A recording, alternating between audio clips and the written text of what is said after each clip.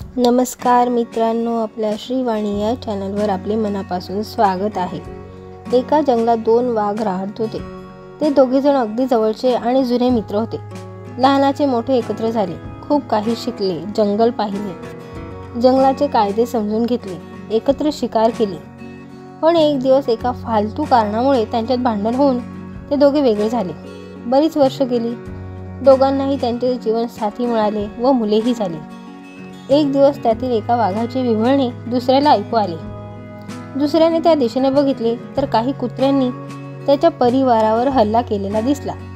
त्यामध्ये तो परिवाराला वाचवण्याच्या नादात गंभीर जखमी झालेला दिसला। दुसरा वाघ त्याच्या मदतीला गेला व केळीची साल फाडल्याप्रमाणे कुत्र्यांना फाडले। घरी आल्यावर त्याचा मुलगा त्याला विचारतो, पप्पा, तो तर आता तुमचा मित्र नाही ना? तुमची भांडणं झाली होती ना? मग तुम्ही त्याच्या मदतीला का धावून गेलात?